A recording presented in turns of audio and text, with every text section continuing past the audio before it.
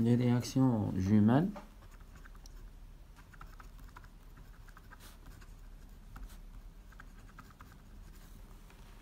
sont, on va traiter de type de réaction où on a un seul réactif, puis où on a deux réactifs. Pour les réactions jumelles avec un seul réactif, une réaction jumelle, c'est une réaction que un seul réactif avec un seul réactif avec un seul réactif, donc le même départ, on obtient différents produits avec différentes concentrations. Cette réaction, ce schéma ou bien ce mécanisme, c'est le mécanisme pour la réaction jumelle pour un seul réactif. Pour une réaction jumelle pour deux réactifs A et B, on obtient C plus D et ici E plus F, exemple. C'est une réaction jumelle donc avec dans des conditions différentes, on obtient différents produits. L'exemple de cette réaction, c'est l'exemple de la compétition ou bien la concurrence entre les réactions de substitution nucléophile et la réaction d'élimination qu'on a vu en chimie organique.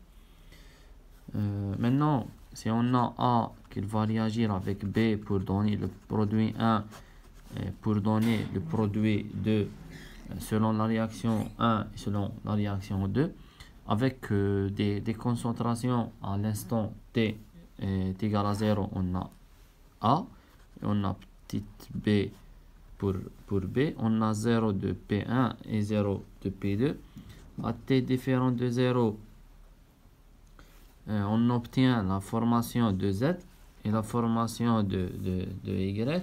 Bien sûr, ici, c'est moins Y, moins Z, moins Y, moins Z.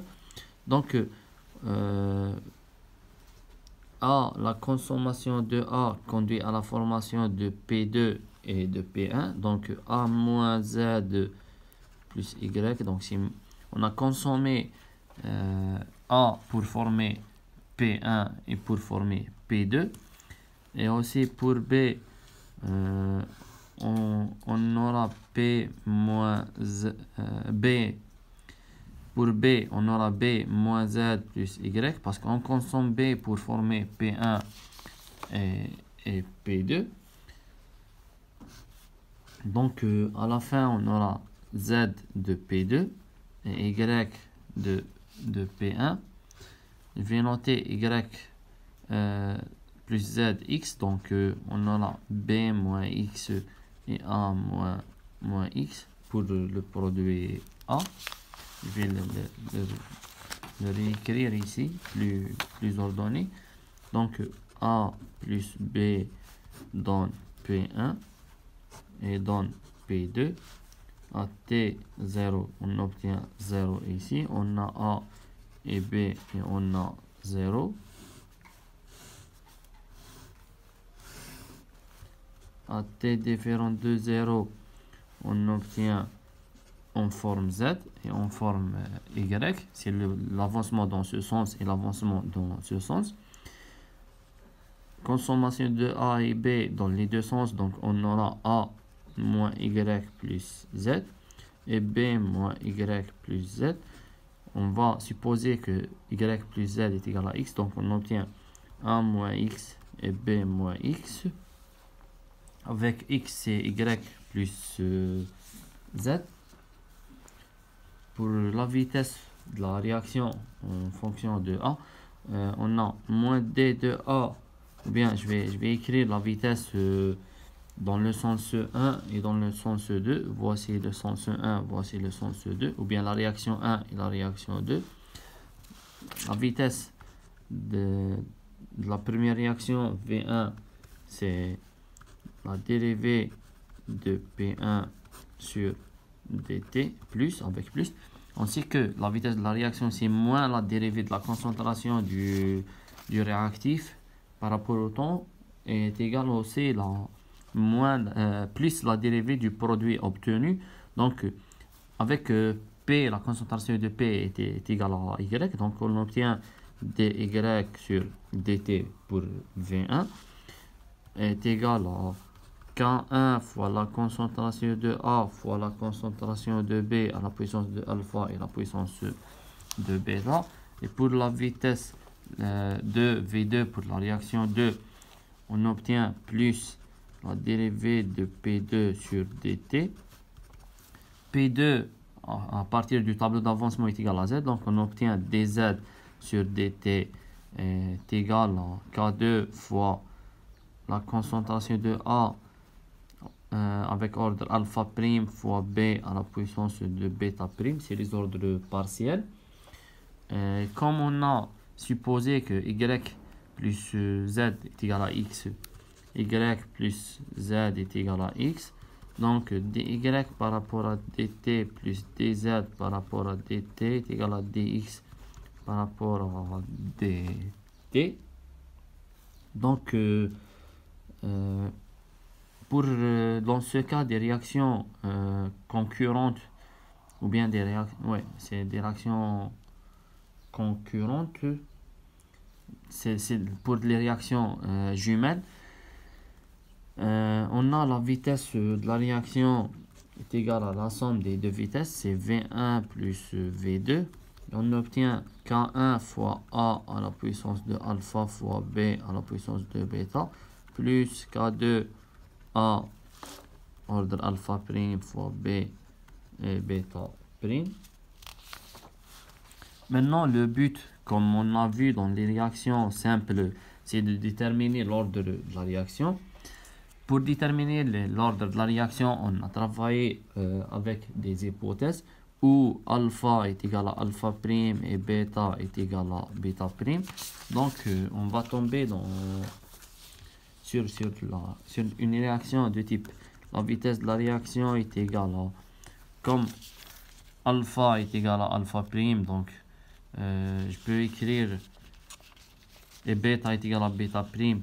Donc A à la puissance alpha égale à A à la puissance alpha prime et B à la puissance bêta est égal à B à la puissance bêta. Donc on peut écrire K1 plus K2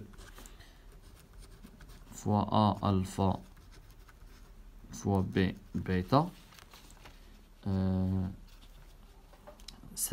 Ou bien aussi, je vais revenir pour discuter l'expression, ou bien je peux dire que cette équation, elle rassemble à l'équation de la vitesse d'une réaction simple qu'on a vu précédemment. Et aussi, on peut travailler dans des conditions où on a un des réactifs et il est en excès. Exemple B en excès par rapport à A. Donc, on peut dire que la vitesse de la réaction qui est égale à K1 fois A à la puissance alpha fois B à la puissance bêta plus K2 fois A à la puissance alpha prime fois B à la puissance bêta prime. Comme B est en excès, donc on peut écrire qu'on a B, la concentration de B fois K1, c'est une constante K apparente, K1 apparente, et aussi ici fois A à la puissance alpha, plus K2 fois une constante K2 apparente, K2 apparente plutôt fois la concentration de A à la puissance de alpha prime. La vitesse de la réaction est égale. Donc, on a, comme B elle est en excès, on obtient K2 fois B, c'est une constante K2 apparente. B fois K1, c'est la constante K1 apparente.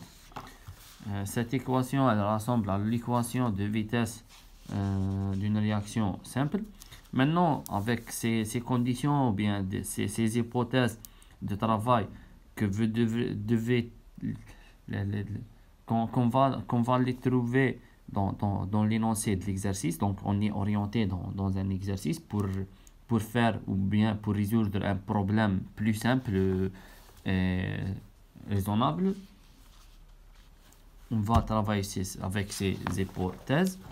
Maintenant,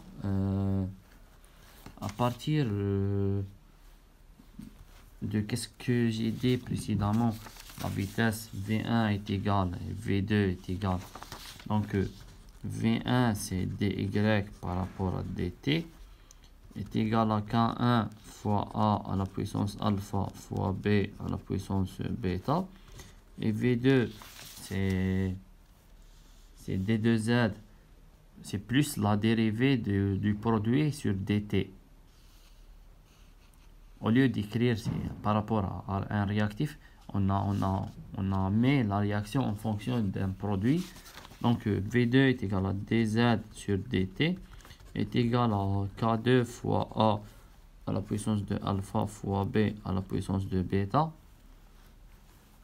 Et comme la vitesse de la réaction est égale à V1 plus V2, on obtient la vitesse de la réaction est égale à K1 plus K2 fois la concentration de A à la puissance alpha fois la concentration de B à la puissance de bêta est égal à dx sur dt. Maintenant, toujours le but c'est la détermination des constantes K1, K2 ou bien la détermination des concentrations. Maintenant, si on va diviser dy sur dt sur dx sur dt, donc là, cette équation, sur cette équation, on obtient dy sur dx est égal à quoi?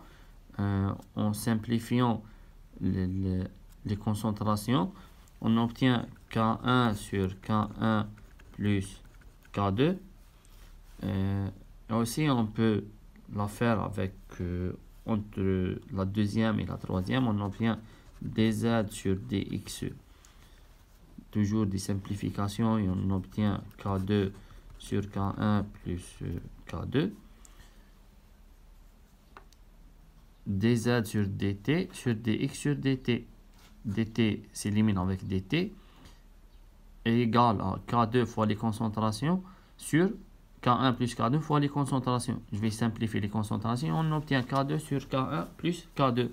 Et aussi dy sur dz qui est égal à K1 sur K2. On a trouvé un lien entre les constantes et les expressions et les dy, ou bien on a trouvé un lien entre ces équations. Maintenant, si on intègre ces égalités dy sur dx qui est égal à K1 sur K1 plus K2, on obtient y sur x qui est égal à K1 sur K1 plus K2. Et ici, on obtient z sur x est égal à K2 sur K1 plus K2. Et y sur z est égal à K1 sur K2. Avec y et z sont les concentrations du produit sont déterminées à partir du tableau d'avancement.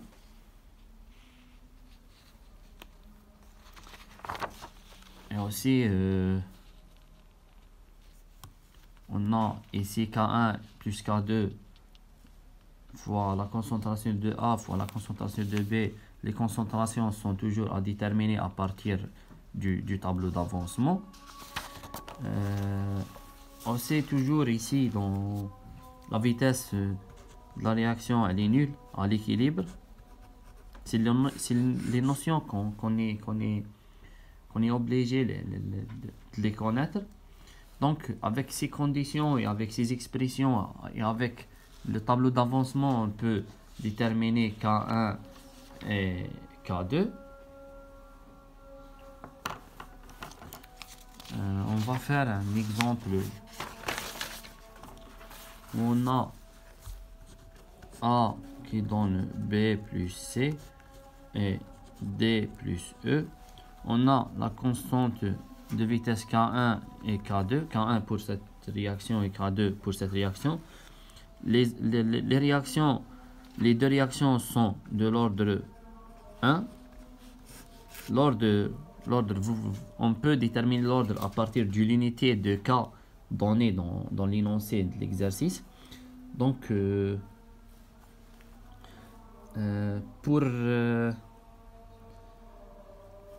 on va utiliser Y et Z pour les avancements les deux réactions. Donc, on obtient dy sur dt est égal à K1 fois A à la puissance alpha. C'est la vitesse de la première réaction.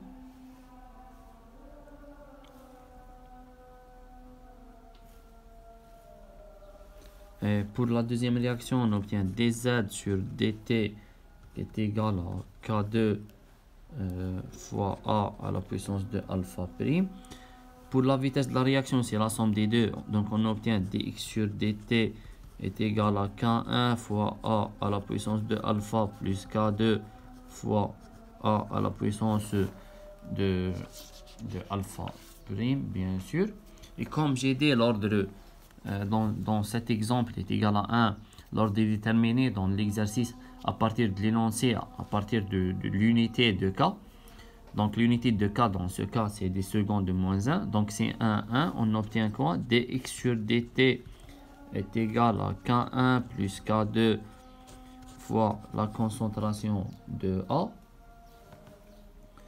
Et comme j'ai fait précédemment, comme on a dy, dz et dx, on a trouvé le lien entre ces expressions. On obtient, si on divise 1 sur 2, on obtient, puis on intègre, on obtient directement y sur z qui est égal à K1 sur K2. On peut travailler bêtement, on élimine d avec d et d, ou bien dt avec dt et d avec d. Et les concentrations avec les concentrations, on trouvait y sur z est égal à K1 sur K2. On travaille bêtement dans ce cas, on ne va pas intégrer parce qu'on va tomber sur les mêmes résultats. Et pour aussi, on peut écrire que y sur x est égal dt avec dt, on va les simplifier. La concentration de A va se simplifier avec la concentration de A. L'ordre c'est 1 aussi, donc alpha est égal à 1. D avec D, bêtement, je simplifie le D avec le D. J'obtiens Y sur X est égal à K1 sur K1 plus K2. K1 sur K1 plus K2. On peut aussi écrire des Y sur, ou bien Y sur Z. Y sur Z, j'obtiens K1 sur K2.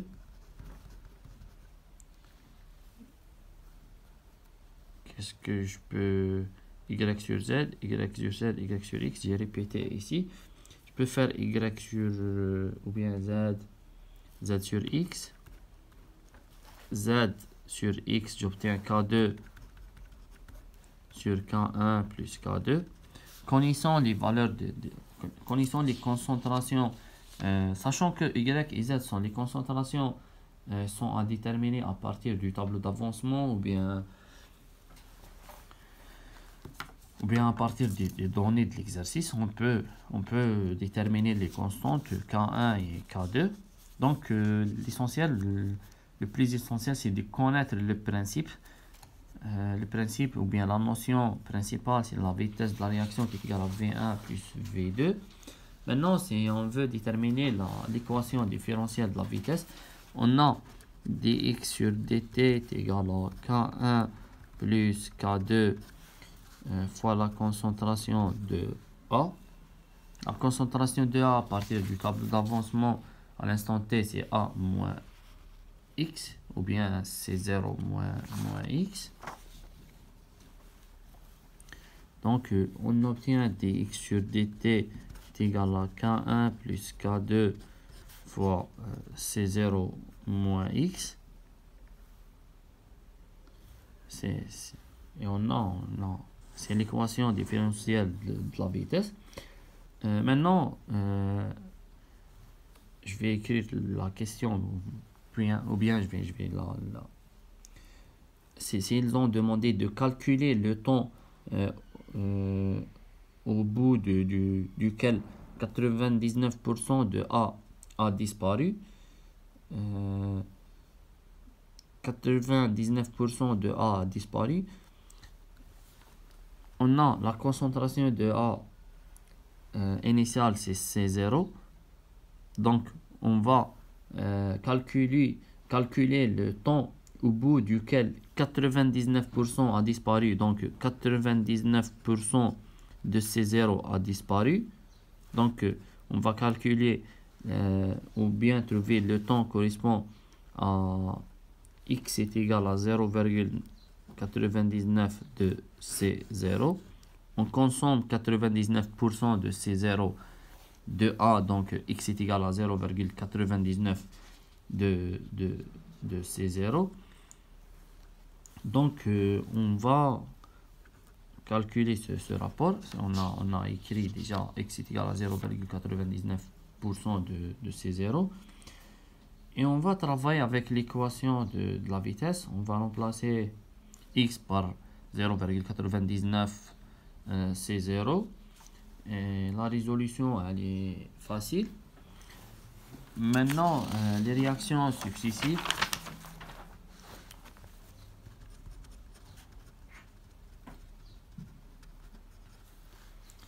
On a un réactif A qui va réagir pour donner B, et B il va réagir pour donner C. On a la réaction 1 et la réaction 2. B est un réactif ou bien est un intermédiaire réactionnel. B elle est considérée comme un produit pour A, elle est aussi un réactif pour C. Donc au début, à T est égal à 0, on a une concentration qui est égale à A minuscule. On a 0 de B, 0 de C. À un instant T qui est différent de 0, si on considère, ou bien c'est une raison par rapport à la réaction 1, on obtient moins X, on consomme moins X et on forme plus Z. Et pour la réaction 2, B est un réactif, donc on consomme de B l'avancement moins Z et on forme plus Z. On fait le bilan, on obtient A moins X, on obtient X moins Z et on obtient plus Z. Donc je vais noter X moins Z par Y, donc on obtient plus Z, Y et A moins X. Donc la vitesse de la réaction, ou bien la vitesse de la réaction V1, la vitesse de la réaction dans le sens, ou bien la vitesse de toute la réaction, je vais raisonner par rapport à B, c'est la dérivée de la concentration de B par rapport à dt est égale à quoi? B elle est considérée comme un produit dans la réaction 1, donc un produit, donc je mets un plus D de la concentration de B par rapport à dt, c'est par rapport à la première réaction. Et B par rapport à la deuxième réaction, elle est considérée comme un réactif, donc je mets un moins D de la concentration de B par rapport à dt, c'est par rapport à la deuxième réaction. dB sur dt est égal à V1 moins V2. Ce premier cas est la réaction, ou bien la vitesse de la réaction 1. J'ai raisonné avec B qui est un produit. Puis j'ai raisonné avec la deuxième réaction où B est un réactif. Voici l'expression de la vitesse. Maintenant, je vais écrire ou bien chaque réaction ou bien chaque équation différentielle seule de vitesse, bien sûr.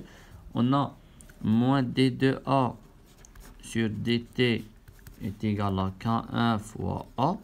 C'est le même travail qu'on a fait dans les réactions simples. La vitesse de la réaction 1, c'est moins d2a sur dt est égal à K1 fois la concentration de A, le réactif.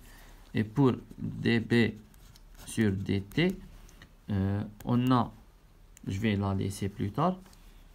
Et pour dC sur dt, C c'est le produit de B, donc est égal à K2 fois B fois la concentration de B. Maintenant, dB, comme j'ai raisonné précédemment, c'est V1 moins V2. Donc, c'est K1 fois la concentration de A moins K2 fois la concentration de B. Maintenant, on peut déterminer les concentrations de A en fonction de T, comme on a l'habitude de travailler. Si on veut, on détermine A à partir de la première équation, on intègre les deux côtés, on obtient ln de A qui est égal à ln de la concentration initiale moins K1 fois T. C'est la réaction d'ordre 1. Et on peut déterminer la concentration de A en fonction de T. Ici, A est égal à exponentielle. Exponentielle, c'est exponentielle.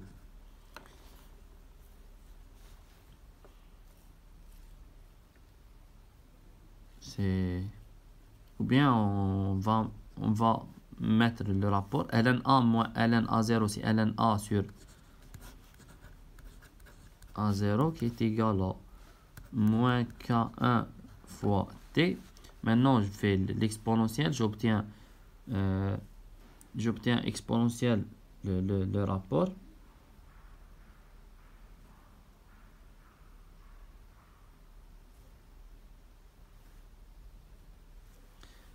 J'obtiens le rapport A sur A0 est égal à exponentielle moins K1 fois T.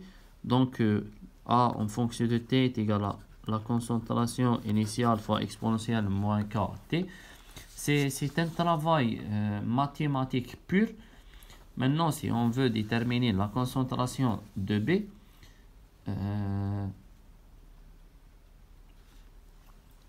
on a la concentration de A qu'on a déjà obtenue ici. Et pour la concentration